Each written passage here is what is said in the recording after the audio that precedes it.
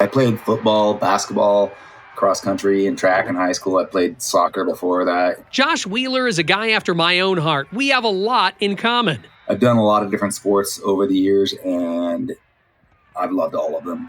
Okay, so I haven't loved all sports I played, and I didn't play most sports competitively. We do have other things in common. We both grew up in Southern Oregon and eventually attended Brigham Young University.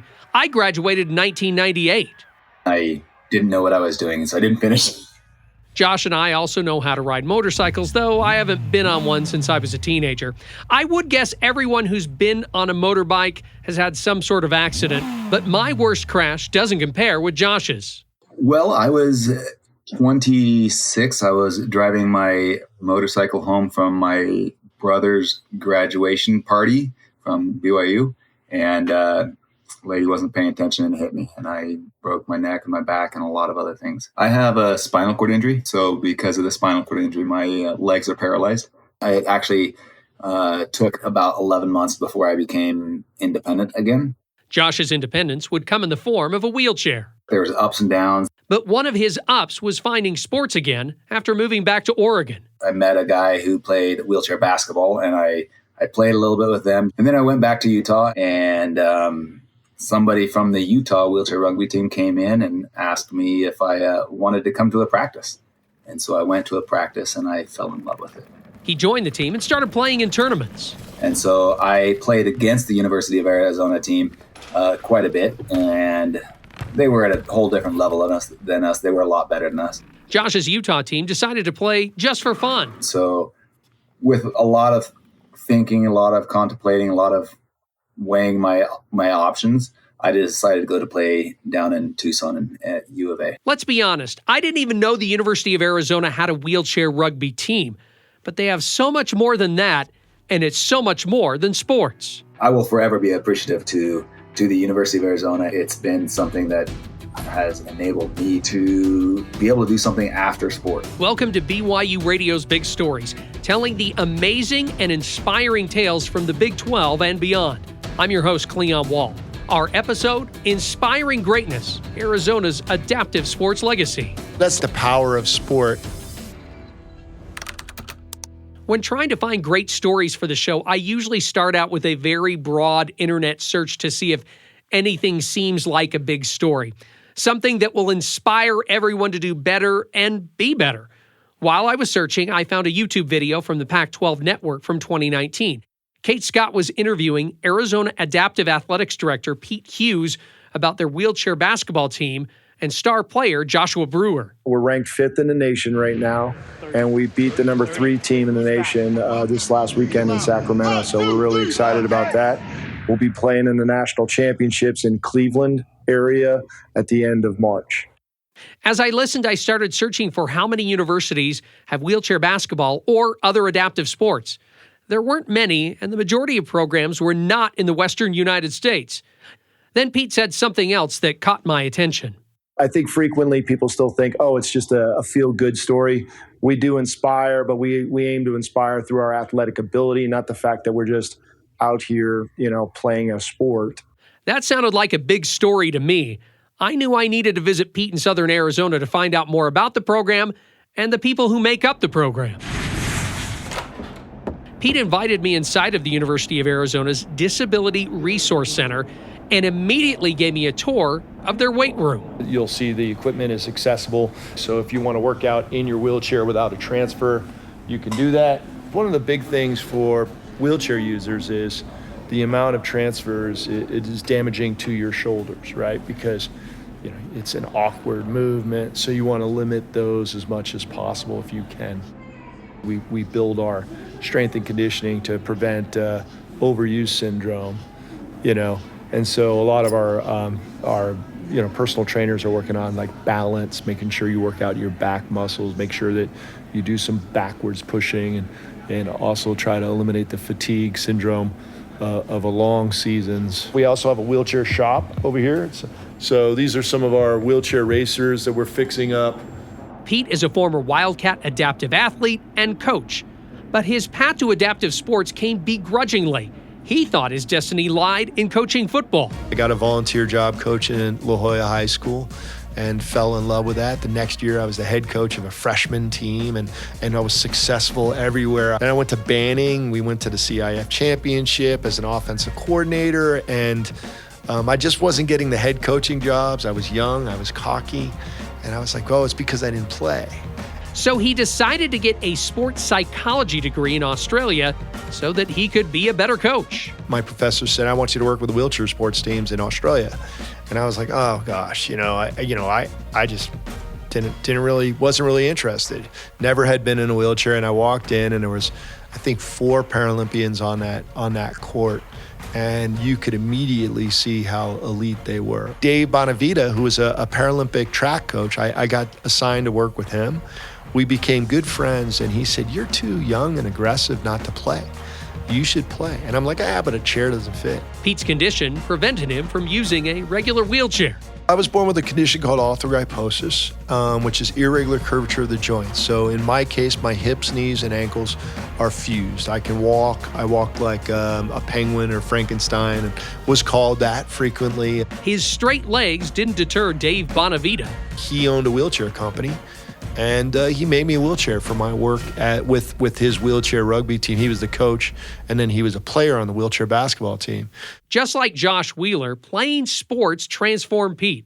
He eventually returned to the United States to coach football and to play competitive wheelchair sports. Many of his younger teammates were being recruited to play at the University of Arizona. Then I went home belly aching to my wife about it, and she's like, let's go. You want to go? Take a sabbatical? Go get your PhD or go back to school. And University of Arizona offered me a scholarship to play at the ripe age of 34 or whatever I was. When Pete's wife got pregnant, he moved into a coaching position and eventually became the director of athletics. I'm so passionate about this, and I drive my wife crazy because we'll go to a movie and I'll see somebody limping, and I'll run up to him. Hey, is that permanent? Have you heard about wheelchair sports? I'm in people's faces about the opportunity because I missed it. Pete wouldn't even have this opportunity at Arizona if it weren't for some wounded warriors. There were a couple individuals that were back from Vietnam, and they were injured and they wanted to play sports. They didn't want to just sit around. And so they reached out to the director at the time. The director applied for a grant in 1973, and he got that grant, and they started the first wheelchair basketball program in 1974. The Wildcats adaptive sports program has grown a lot since that first wheelchair basketball team. The official sports that we have are men's and women's wheelchair basketball, wheelchair tennis, wheelchair track and road racing. Those are the 4 that have collegiate competition. Then we have wheelchair rugby, para-triathlon, and para-swim, where we don't really have collegiate competition. I forgot to add adaptive golf. Adaptive golf is really exciting for me because it allows us to help support students that are visually impaired or maybe can't push a wheelchair, like an individual with cerebral palsy that has trouble pushing a wheelchair or catching a ball, might be able to strike a golf ball. So my philosophy is if you're a student at the U of A and you want to play an adaptive sport and you come to me and say, Pete, I want to play bocce ball, or Pete, I want to play power soccer. I don't know how to do it, but I'll figure it out and we'll get some support. Pete has also transformed the department. It's become a bit more exclusive. Originally, anybody with a disability here that wanted to play sports was covered by the University of Arizona. And so the transition really is when I became the director, we moved to students only here in this program. That is just probably the biggest change that we've seen, and the work ethic goes up. This is men's wheelchair basketball coach Michael Beardsley. The drive is a lot higher because they're still young and they all have these goals and dreams that they can still achieve. What makes the University of Arizona such a draw for adaptive athletes? I would say our Disability Resource Center is top-notch. There are no issues here when it comes to accessibility. If your classroom is not accessible, they move the whole class for that individual. They have accessible seating in almost every lecture hall. And it's amazing. You come here, every building is built with universal design, so all the doors are big. They don't have to worry about getting in and out. So I think that is a huge, huge draw as far as being in a wheelchair and being a student. We have great support from the University Scholarship Office, and we're able to give all of our athletes on an athletic scholarship, as well as most of them are on academic scholarships as well. So we're able to provide that kind of support. And that is our goal, is that everyone comes out of here debt-free. Pete has big dreams for his teams. The short-term vision is to start increasing and moving towards a more equitable experience. And to give the athletes their due. I just think that if we advertise it correctly, maybe we could sell out McHale for the collegiate wheelchair basketball championships, and give our athletes the spotlight. Coming up next on Big Stories, the Wildcat athletes whose lives have changed because of their Arizona opportunities, and how they inspire their athletic director. Hey everyone, Cleon Wall here again. I'm inviting you to check out another BYU radio podcast. It's called Deep Blue. It's where you get the true stories of BYU athletes and coaches from their own mouths. It's hosted by my colleague, Jason Shepard. Last season, they had great interviews on Deep Blue, including Cougar quarterback Gary Bohannon. He teared up quite a bit talking about his son and what it means for his boy to watch his dad play. Also, BYU swimmer Jordan Tiffany, who quit swimming due to mental health struggles. He talked about how he was able to get back in the pool again. More great conversations for season number 3. BYU running back Hinckley Rapati will talk about his tear-filled journey to BYU. Former BYU tight end Chad Lewis, he's going to reflect back on that special 1996 BYU football season. And BYU basketball players Richie Saunders and Fuseni Traore discuss their unique relationship. It started way before they got to BYU. Please subscribe and listen to Deep Blue with Jason Shepard wherever you get podcasts, or check it out on the BYU radio app. This is the Big Stories podcast episode, Inspiring Greatness, Arizona's Adaptive Sports Legacy. Back in 1974, the Arizona Wildcats Adaptive Athletics program was born with a single wheelchair basketball team. Now they have several sports teams, and that basketball team is a powerhouse in the collegiate division. Garnett Silver Hall will have more on that in a moment.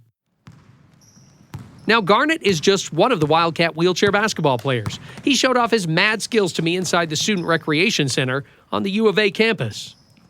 The Northern California native dribbled, shot, and moved around with ease while sitting in his custom wheelchair. You got to think about wheelchair basketball like momentum. The more you can keep moving constantly, the easier it is to move faster, Garnett was silky smooth rolling around the gym, living up to his namesake. My mom is a big fan of reggae music, and one of her favorite artists was a singer named Garnett Silk. He's also silky smooth with a microphone. This is Garnett singing his original song, Top Shelf Freestyle. Look, said I got people looking down on me because I can't always reach the highest shelf. But I'm an audio engineering and studio production major here at the U of A. I recently started putting out and producing my own music, so I'm on the track. Garnett could be the next Bay Area music legend, but his bright future could have been clouded with doubt and despair. I was born with a condition called arthrogryposis, and basically that translates to a curving of the joints. So basically, most of the joints in my body are affected. He used different modes of transportation to get around as a kid. He started out with a walker and then progressed to wheels. I'd grown up sitting on a skateboard, and I'd ride around the skateboard everywhere. I started using a wheelchair primarily in about 3rd grade. I just found it was a lot easier for me. I was a lot faster. I could, hang out with my friends a lot better. It was just easier. Then a chance encounter changed the trajectory of Garnett's life. About 10 years old, I was going to the movies with my dad, and we ran into another family with a child with a disability, and they told us about this program out of Berkeley called Bay Area Outreach and Recreation Program, and the sport called sled hockey, and I totally fell in love with it. It was the first time I'd been part of a team of people with close to the same abilities as me, people that had shared experiences with me. And I think even as a child, it's something I didn't know I needed at the time, but looking back, it's something that I definitely did need to have that connection with like-minded people. Next up, wheelchair basketball. At least Coach Trooper Johnson wanted him to give it a try. I was hesitant, I think mainly because of the way I push a wheelchair. As I said before, my arms don't bend fully, so I have a pretty unique way of pushing a chair. But about 2 years in, he finally got me in a basketball chair. And I started picking that up too, and I was like, all right, I can figure this out as well. So at that point, I was fully bought in to adaptive sports and playing for Coach Johnson. We've known each other since I first started. This is Ben Thornton. I mean, we both came up out of the same team. As a young child, Ben needed a heart transplant and was put on life support. While I was on life support, a blood clot was formed and it was released towards my spine. So I was left with a incomplete spinal cord injury, level L5 S1 vertebrae. His days of walking without some kind of support were done. I was always the only kid in a wheelchair at my school growing up, K through 12. So obviously I made friends, but I couldn't really connect with them at that level. Just like Garnett, wheelchair sports was a game changer for him, though his mom was a bit nervous when she took him to play basketball. When I first got in the gym, right, you walk in and there's chairs flying everywhere, and my mom was like freaking out. And, you know, I flipped for the first time and she starts running out on the court. And my trooper was like, okay, this is going to happen like every day. Can't be running out on the court like that. And it was just those moments, right? Ben just kept getting better and better. I think beginning my either freshman or sophomore year of high school, I started going to summer camps that were hosted at the colleges that had wheelchair basketball teams. The University of Missouri and Auburn University were interested in his basketball services.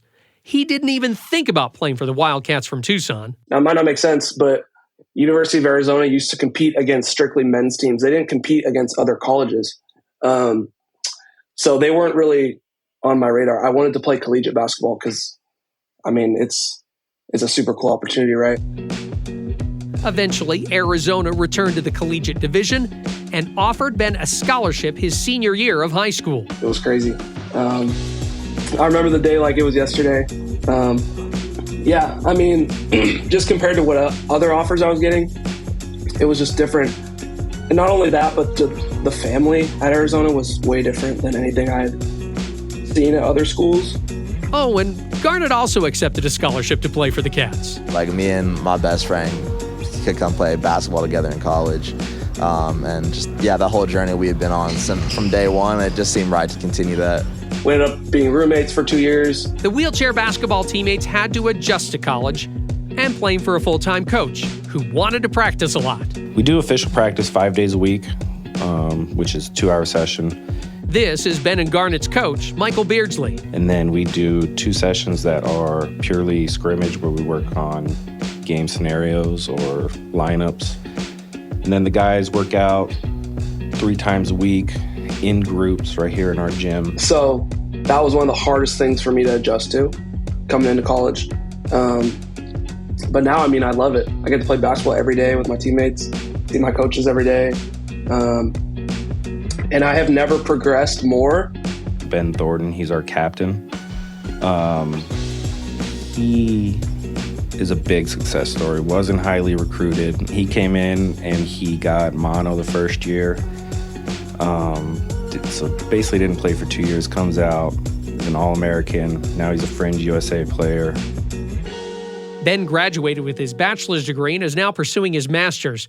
He was a 4.0 student, which is remarkable when taking into account the Wildcats' crazy playing schedule. When we play 4 games in a weekend, typically 3 games on a Friday and 1 on a Saturday. We play 6 tournaments a year, so we're getting in about 24 to 27 games, give or take. I think we travel more than anybody. We're the only school west of Texas, so we have to fly everywhere, where everyone else can bus.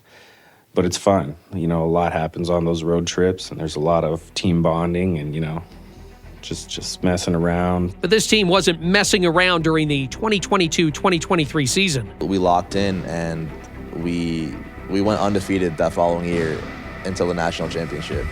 We had such a strong team that year that it kind of boosted our ego way too much. A little bit overconfident coming into that game undefeated the entire season. Alabama beat them in the title game. You know, you live and you learn, right? There's always lessons that have to be learned with anything. It gave us, you know, more fire to come back the next season.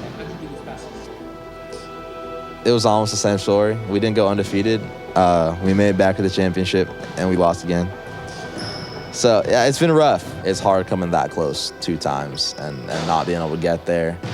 I think we also have to focus on, you know, this program, we've brought this program up from base level to where we're at now. We need to be proud of ourselves in that aspect, but obviously we want the win. I think that would be a huge step for us to win a title, and we have our eyes on it. Women's wheelchair basketball coach Josie Aslakson knows what it's like to compete at the highest level, playing for Team USA at the 2024 Paralympic Games. We ended with silver against a very, very talented team. So I wouldn't say disappointed with that outcome, but I would say we're hungry. She's just as hungry to turn her Wildcats into champions. Arizona took 4th place in the final tournament of the 2024 season. Our team is in that building phase still, so our realistic timeline is just laying that foundation year to year, get a 3rd place finish or a 1st place finish. And that's what we're hungry for right now, because those 4th place finishes ending on a loss, it's tough, Josie's path to becoming the head coach of the women's team is fascinating. When she was 5, she was involved in a car accident that led to a spinal cord injury. I was in a wheelchair right from the start. At age 10, she found adaptive sports, and at age 13, she started playing basketball.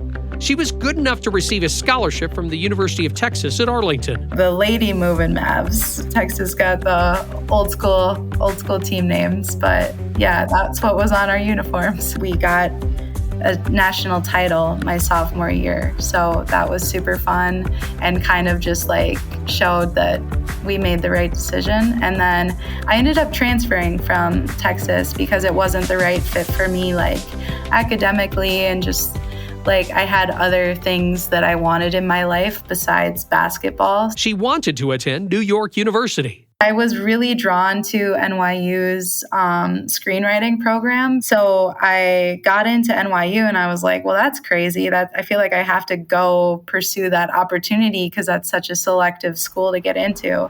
I made it through a year, but NYU was great. It was just the accessibility was just terrible in New York. I mean, no offense, I love New York for other reasons, but it just the lifestyle for me was not it, as far as not being able to get around easily. I hit a crack in the sidewalk so bad that I broke my leg, fell out of my chair, and it's well, that's the sign that I'm not supposed to stay. And another thing I realized in New York was that I missed basketball a lot. The funny thing, she wasn't planning to play basketball when she decided to transfer to Arizona. I wasn't even really talking to the adaptive athletic director or anyone at the time. They ran into me on campus and they knew that I was already on the USA team. And so they were like, oh, we for sure want to support you in that and give you a scholarship even if you play for one of our teams. And I was like, that sounds like a great deal. That's what I'm looking for anyway. Josie's new team had just returned to the collegiate level, but she didn't get the chance to play for a championship. Her final year of college basketball was interrupted by the COVID-19 pandemic. Then her head coach stepped down. I was thinking well, I am emotionally attached to this team now. I'm invested. I was a team captain and I just really wanted them to be successful. So I was I really want to apply for the head coach position because I'll be graduating by the time they need a coach. And yeah, luckily all the timing worked out and I got the job. I mean, yeah, it was kind of crazy because I was I've mentioned already, I went to school for writing, film, global studies. I did not anticipate being a coach, but I'm so lucky and thankful to be one of the only women's wheelchair basketball collegiate coaches in the country. And I think it's a really good fit. What's the most rewarding part about your job right now? It is such a cool thing that the University of Arizona is doing by providing adaptive athletes scholarships and just like more incentive to go to school, right? And we get the opportunity to help support them in that journey.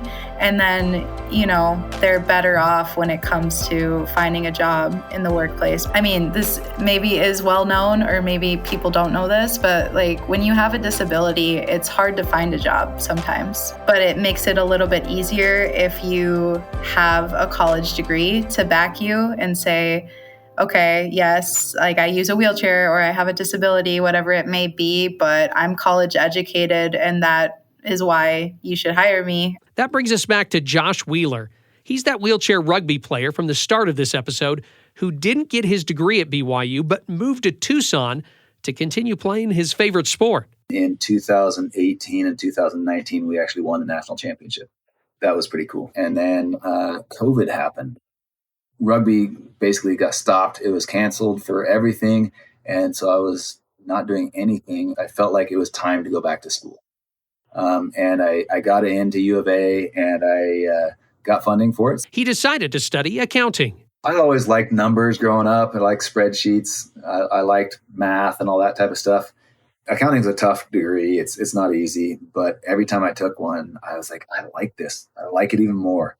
My plan was to get done with my bachelor's degree by May 2024, and I ended up getting my master's degree in that time period too. I now work at an accounting firm here in Tucson. Josh is also a 2024 Paralympic silver medalist, but Josh's playing days for the Wildcats are over. Unfortunately, at the end of this year, we made the decision to pull away from our support for wheelchair rugby, primarily because our student athlete numbers have gone, really low.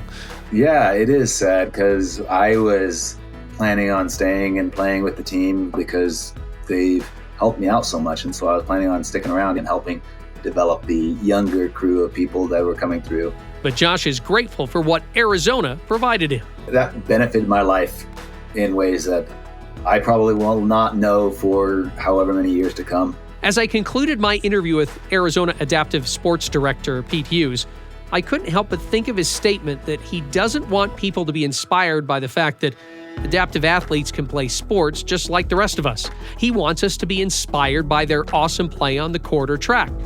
So I asked Pete what inspires him about his Wildcat athletes. It's a hard one because I'm not easily inspired, right?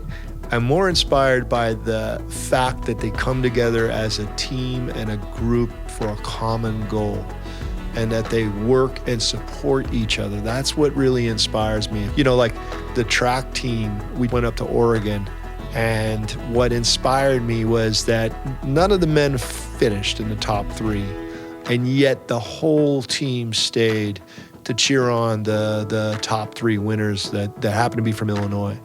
Why did they stay? Because they saw the big picture, right? That inspired me. I tell our coaches all the time, I was like, you won't get fired for losing a game.